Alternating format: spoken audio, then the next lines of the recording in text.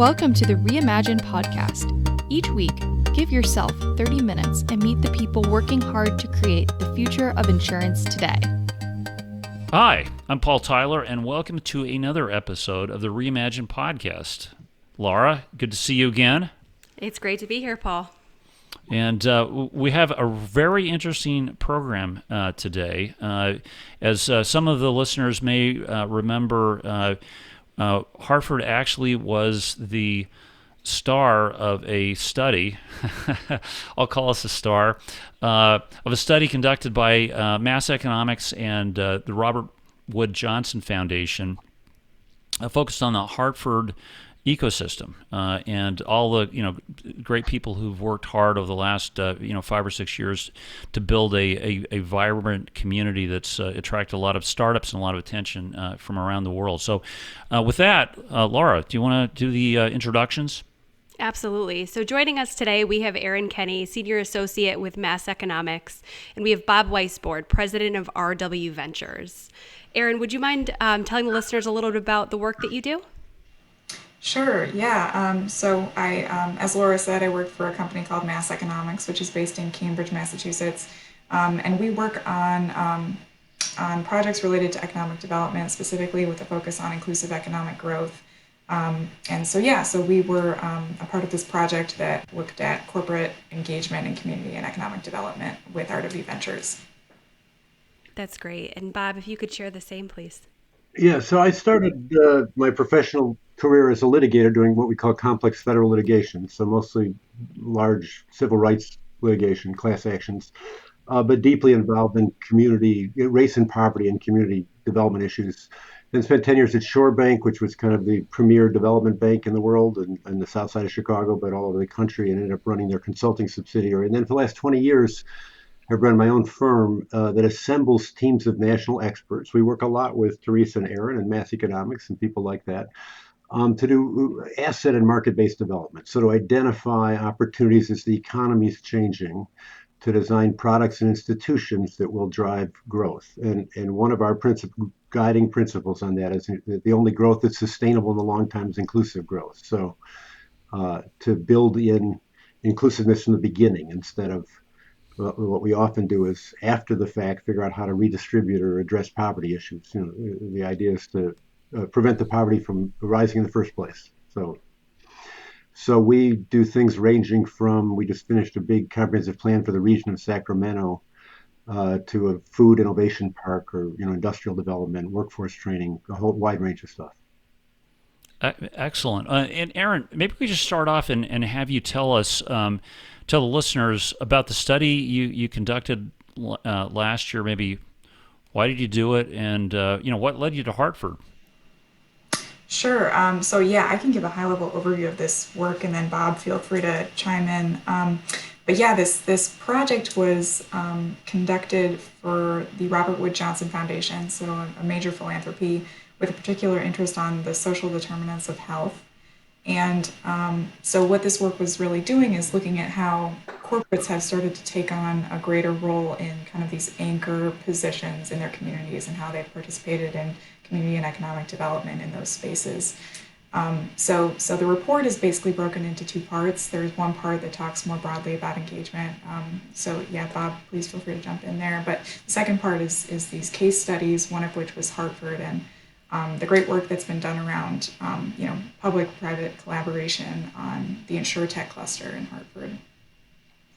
Yeah, and I guess first question is, what's Hartford done right from in your perspective, based on the work you did? I think the Hartford case study was a really, really great demonstration of collaboration. So, there were kind of these key events over, especially over the last couple of years, but dating back to the early 2000s when CTIFS was formed, and there was just a lot of collaboration in general around the insurance industry, and then kind of doubling down on that through InsurTech in the last couple of years, collaboration with the Innovation Places grant.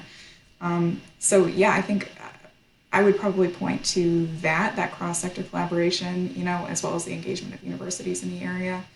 That's been really impressive. And it seems to have been, pretty sustainable as well.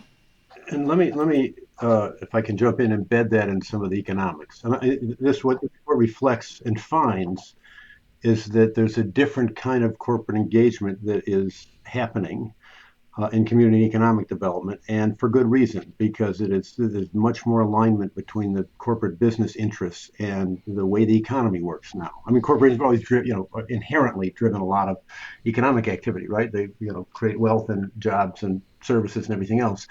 But in this economy, and I'm going to come back to your Hartford question, the density is important. Place matters more. Corporations have a bigger stake in the success of their broader industry and region. Networking is much more important. There's much more collaboration to compete in pre-development collaboration and things like that among corporates. And what we're learning is, talent's critically important. But we're mostly learning that the most job growth comes from growing your existing companies, the second most from startups, and the third most from attraction. And that attraction really flows from the first two. If you create the right environment for your existing firms and entrepreneurs to succeed, and entrepreneurs succeed if they have existing firms to work with, right? And that attracts additional companies. And from my point of view, part of what Hartford really did right was understand the importance of investing in their basic ecosystem of existing companies and entrepreneurs, and creating networks that would enable more facile kind of deal making and exchange, and that then attracts better talent. It does all the things you need to do, and that's ultimately good for the companies, good for the regional economy, et cetera.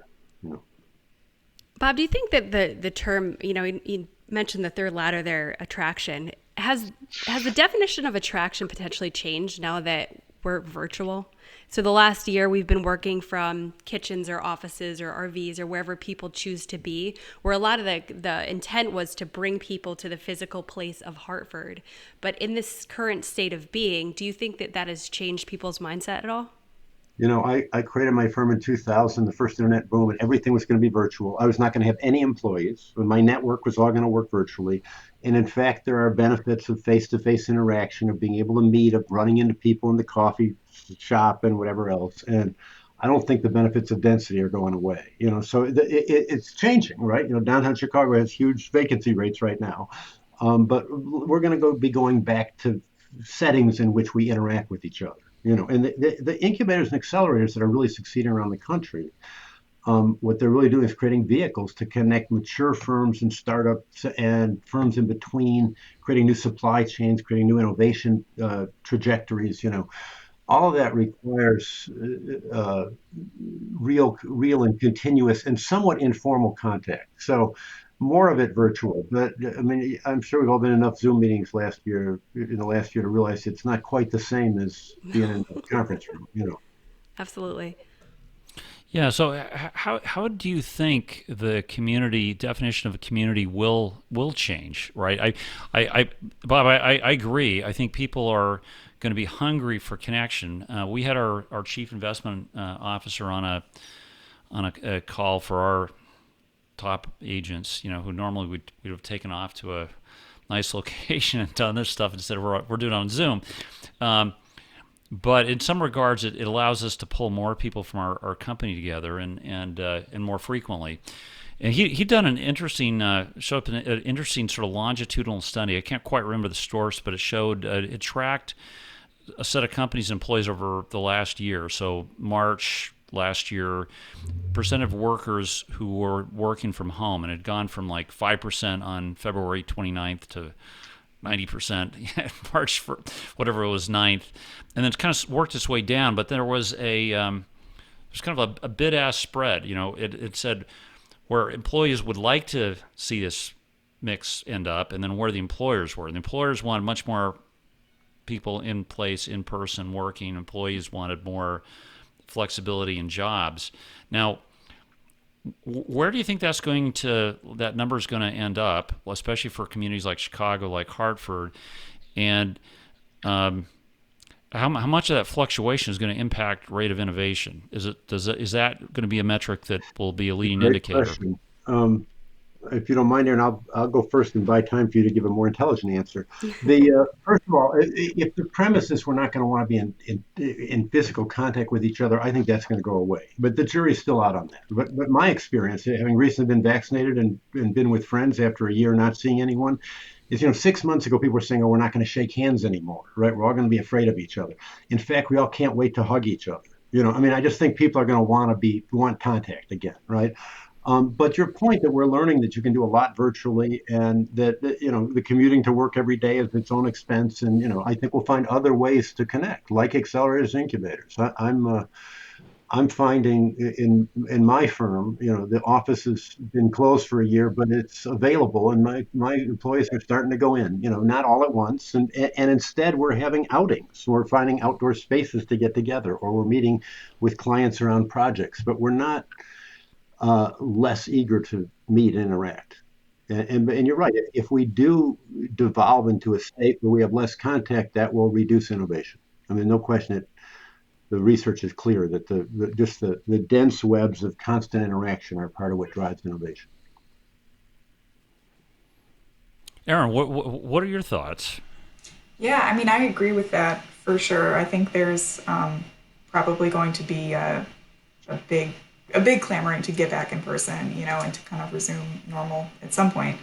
But I think, to your question about like how will the definition of community change? Are we going to kind of redefine it with the ascent of like virtual space? For me, it kind of raises this question about like how does our perspective of cities, change, and how does our perspective, not just like you brought the point up of like what would a company want versus what would the employees want, in terms of the location. But it seems like there's going to be kind of a reshifting almost among cities, for example. So like smaller cities maybe, becoming more desirable for people. So I guess we'll see what happens with that. Yeah. Yeah, on the question of communities, we all have a lot of different types of communities. We have our professional communities, we have our neighborhoods. So it's a broad question. I think neighborhoods are not going away. They're specializing more in some ways. Packages of amenities for different demographics and people. So you have bedroom communities and retirement communities and young single communities, but the communities keep taking shape. They keep evolving and taking shape, and people want them. There was just this is an odd association, but just an article about in the last couple of days. I'm forgetting where I saw it. It might have been some Apple News feed or something about how one night stands are going out of style. This idea that we weren't going to want to connect and we were just going to all, and in fact, it's flipping the other way. People are coming out of COVID and isolation and wanting more serious and deeper relationships. So I think a lot of different communities emerge. In this case in Hartford, we were talking about an innovation community around entrepreneurship and insurance and insurtech, and that clearly is an attractive community of people. Yeah, well, it certainly has accelerated our definition, our challenge to the definition of innovation, right? So, Erin, I don't think you actually visited our building, did you, or our space? Yeah, you did. It's a beautiful space. Ground zero for insurance. Bob, it's if you haven't been to Hartford, it's we work in this building. It's the only two-sided building, one of the few in the country. It's on the historic registry. Built in the '60s, but it looks like it was built yesterday. Super, very, very modern. We expected that this would be like a WeWorks facility. This would be the primary value. People could come, work, take the elevator up, meet people in different departments of our company. In fact, if you look at the agreement that we ended up drafting, the attorneys drafted, it was really around physical space, Bob, like access to buildings. Well, most of the startups, I say, Laura, 90% of the startups, they weren't from Hartford. They were virtual, Bob, to begin with. If they had an office, it was like you're describing. It was more of a meetup place than it was an office. Now, and that sort of the notion, we kind of went. Our hypothesis was, listen, we'll attract these startups, and maybe they'll stay, maybe they'll hire a person. Maybe could innovation actually be, now as a way to let your local talent serve a global marketplace and sort of keep more of the innovation at home, right? So maybe you could talk a little bit about our internship we've done, Laura, and then get your thoughts. Like, what does innovation mean in communities? Is it bringing people in, or is it, Bob, to your point, it's including a group and building from what you have? Yeah, and Paul had mentioned the internship opportunity. We partnered with UConn CCEI, and their program is an InsurTech Fellow educational program that University of Hartford and University of Connecticut are co-teaching together. And it's a great opportunity for these InsurTech Fellows. It's a long application process. They have to be admitted into the program, but essentially it's the opportunity for these students to work directly with startups on their program, their problem, their solution, getting hands-on experience in the InsurTech space, but also with a startup. So it's kind of a twofold where there's value exchange on both ways while we're engaging talent that's local to Hartford, whether it's natively local or if it's local because the students are currently with us, but obviously as an attempt to continue their stay here with us for the future. But I guess to Paul's question, is that, looking forward, is that the only way to say keep talent local, keep businesses coming? Or should we start looking at it to say, yes, we want to keep talent local, that is important, but is it also as equally important to keep the talent here yet share the value of it externally to other areas? So I don't see those as an either or, right? So you can't grow your economy unless you're exporting from it. Right. Right. So your local retail service and all that stuff is good, but that's not what grows your economy. So you have to be creating value that someone else wants. So you're gonna be pushing whatever you're inventing out beyond your economy. There's been attempts to kind of interesting, but somewhat academic attempts to kind of map the webs of networks in different kinds of industries. And discovering, as you expect, that the places doing well have very strong local concentrations and hubs, but also have weak links. So, they talk about strong and weak links across different types of networks, have weak links around the globe, and it depends. The other thing that plays into this, the other key dimension, is the stage of innovation and company development. Earlier stage companies tend to need and have more local support and more integrated, if they're doing well, you need a more local ecosystem. As a company gets bigger, its issues are often more industry specific and more technical, and it becomes more important to have connections outside your local area, because you're dealing with issues that are more global in dimension. I'm not sure I'm responding to your question. I'm partly saying innovation, and the question, what is innovation? I think it depends a lot on the stage of the company, the industry you're in, the nature of innovation, this process and product innovation, the nature of the innovation you're trying to drive.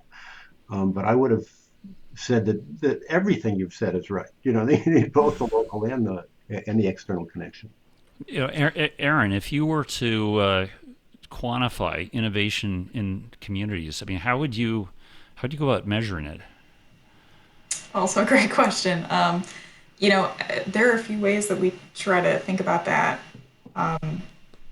more quantitatively, in terms of both like Bob was saying, the stages of innovation of the occupations in an economy, but also the industries themselves, kind of how that maps out, and an economy's kind of strengths across those stages of innovation. I think there are also, for example, like with InsurTech, there are particular, innovation related clusters, that you can try to quantify as well.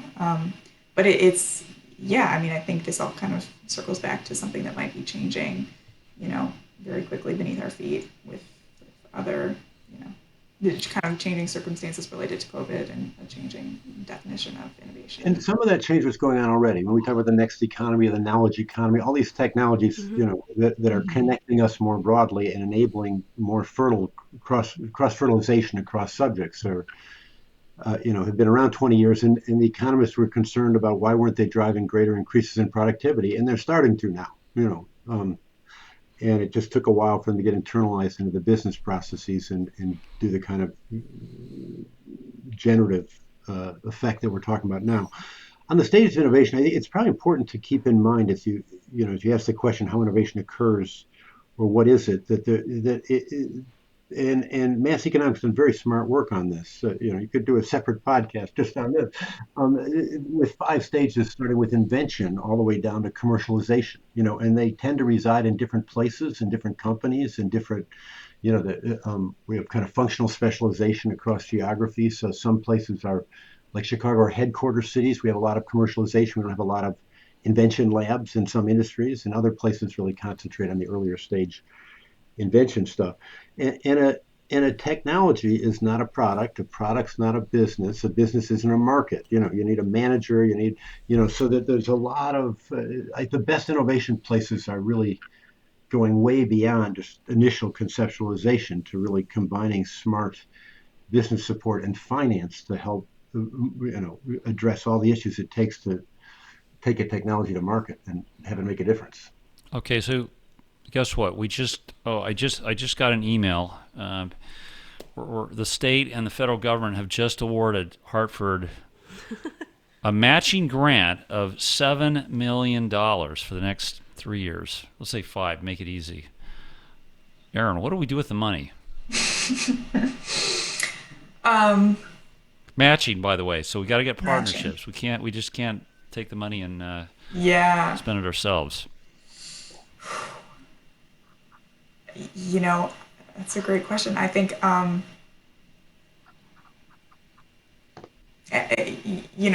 for Hartford specifically, I think there's a great track record of leveraging public dollars through these collaborative initiatives that, basically, support innovation, obviously, support young entrepreneurs.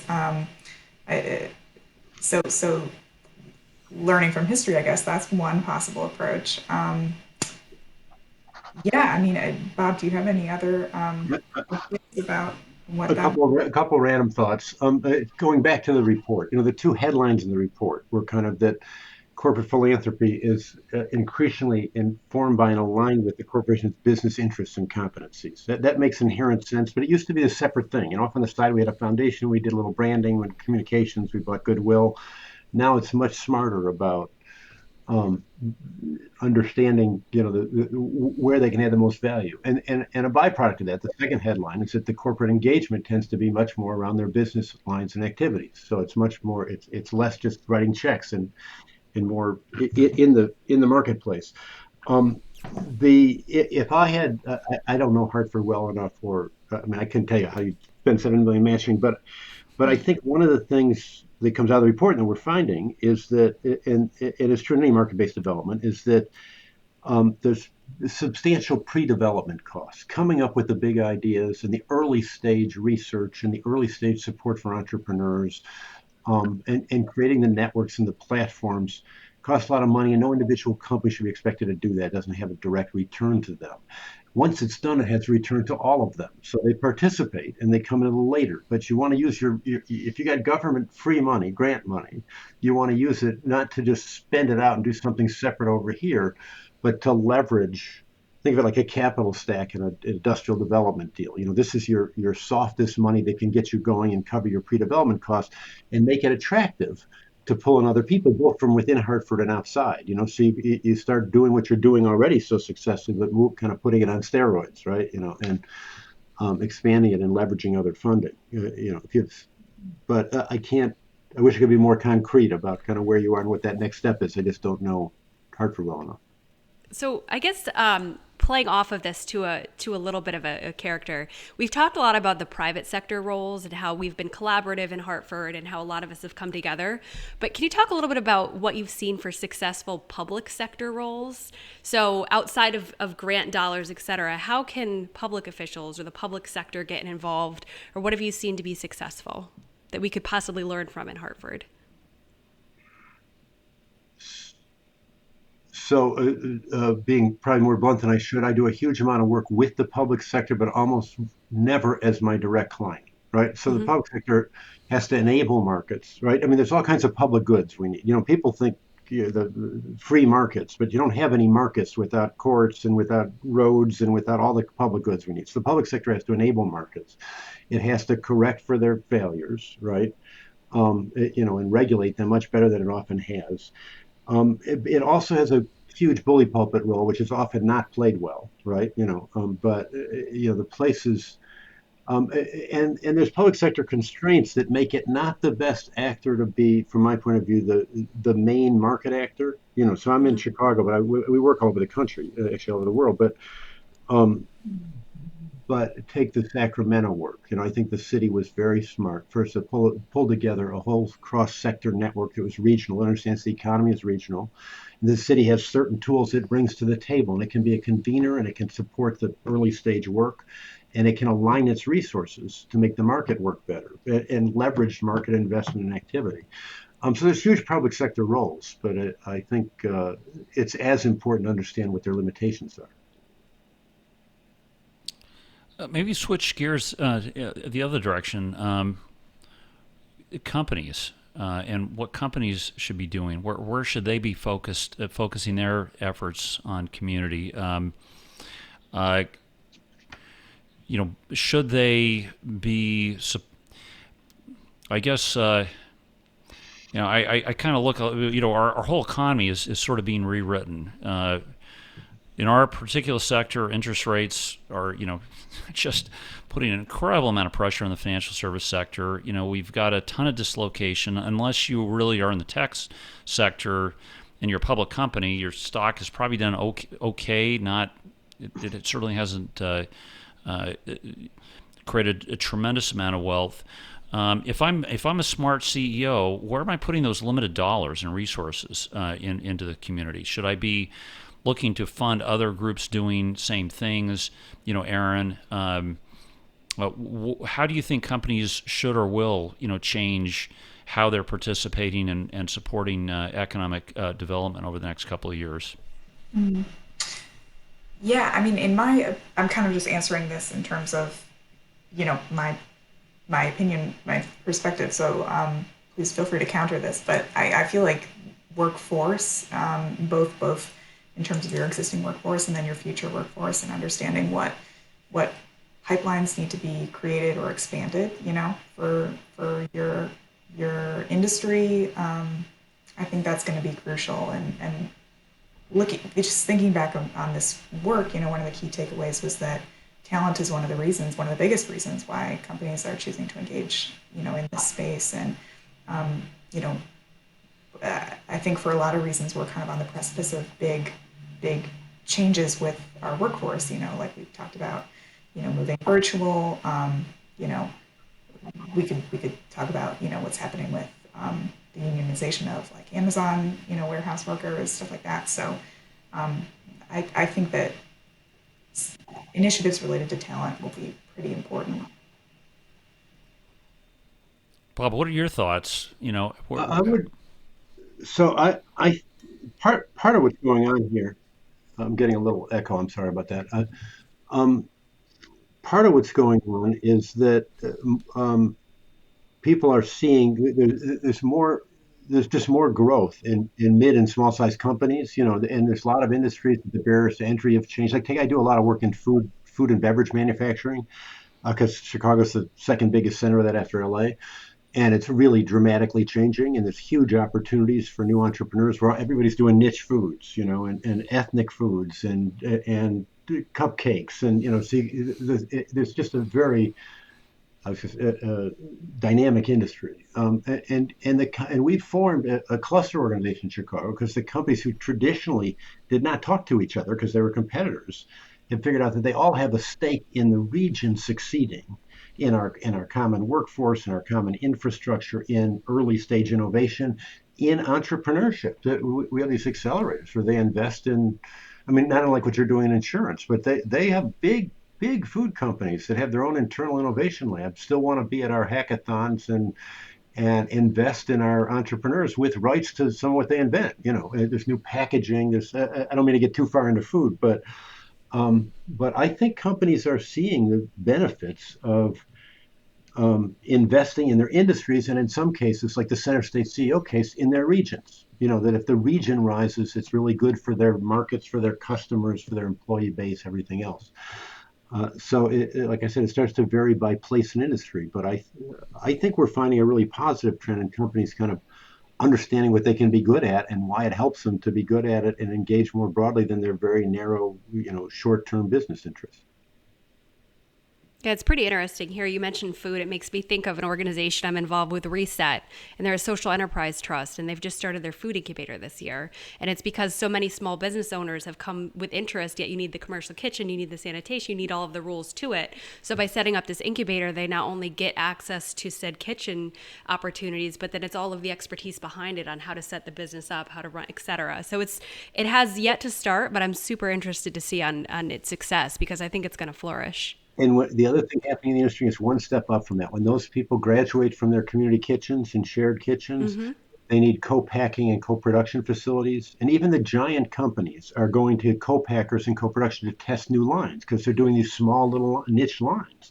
And so there's an explosion in co-packing and co-production in food. And we're doing a facility in Chicago that, as long as we're doing it, it has workforce training, it has technology training, it has refrigeration and logistics and shipping. So little companies graduating from your kitchen can have a place they can locate that has all these ancillary services and related companies to share costs. So it's that kind of shift in how the economy succeeds that is enabling more corporates to get involved in what we think of as community and economic development. Right. I saw another interesting one, sticking on the food thing, but within Hartford, one of the parking moguls, if you will, is looking to use some of the parking garage space to have ghost kitchens. And so it's one of the many ideas. So it's a TBD. It's an idea that's out there. But if you have the space, you have access in and out. It's generally near the highways. Do you run these ghost kitchens where people can come in and operate? I don't know, but it was an interesting report about 6 or 7 different concepts that person is looking at because they have the physical space. And how do you best utilize that in today's, changing economy? Yeah, it's I think constraints foster and accelerate innovation, right? You have a totally blank page. That's hard to fill out. Wait a second, it's 3 inches by 5 inches, and what do we?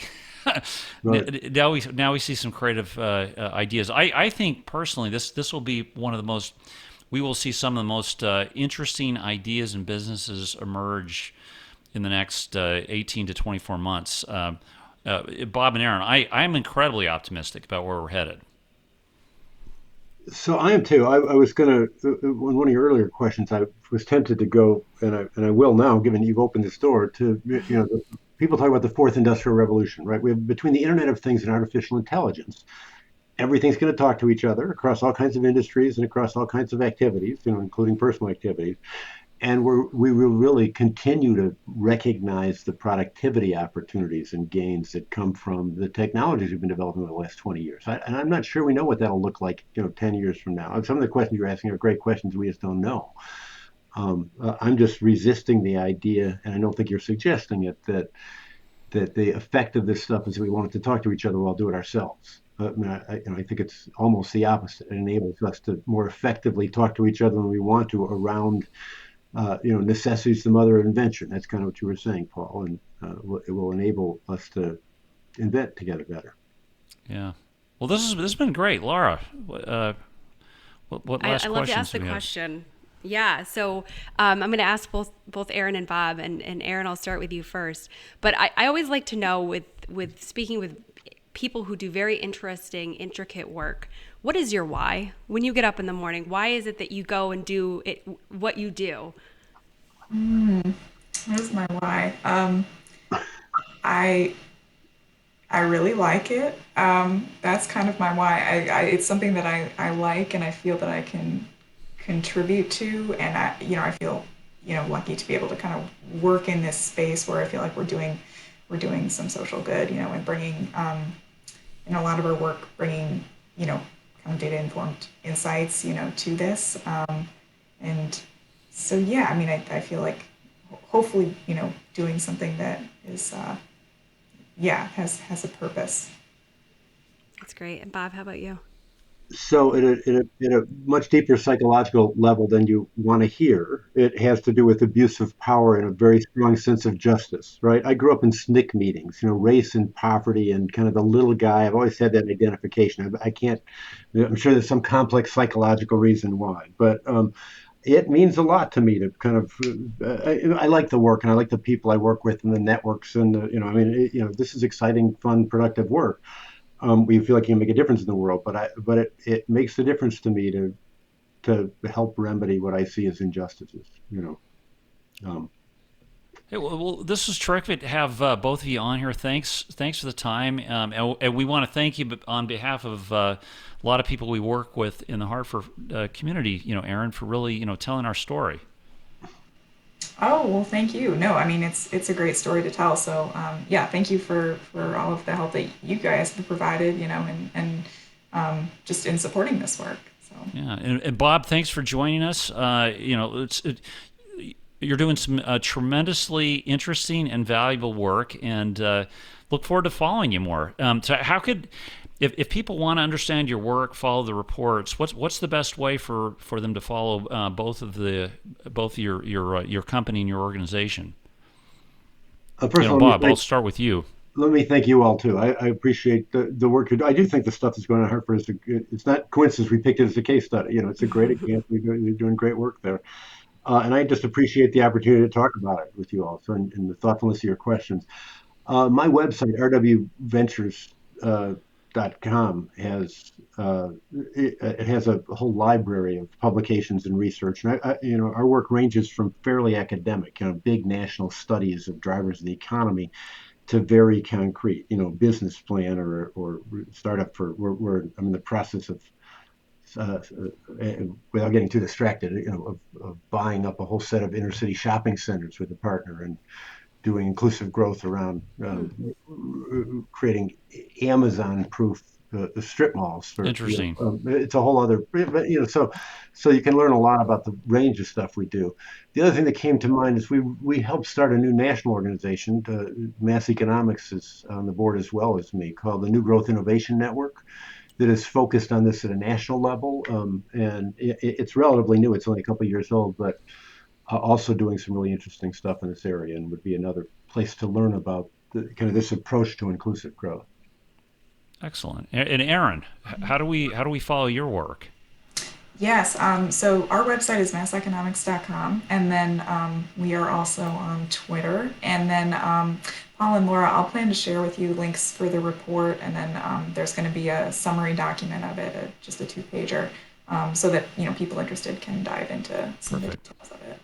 That'd be great. All right. Well, I was going to say, if people are interested in this subject in particular, there is continuing work going on around corporate engagement, and there's a new corporate coalition in Chicago. There's talk about creating a center for corporate engagement nationally. So we have lots more to say about this if people are interested. Excellent. All right. Well, Erin, Laura, Bob, thanks so much, and thanks for people who are listening. Like us, if you like, share the story, and if you have other people you think we should have on our show, please, by all means, send us a note. So anyway, thanks so much, and join us again next week for another episode of the Reimagine Podcast. We want to especially thank today's sponsors, Launch and Symetra. Thanks for listening. If you enjoyed the show, please rate and recommend us on iTunes, Stitcher, Overcast, or wherever you get your podcasts. You can also get more great information about this company and other great startups at imagine.nfg.com.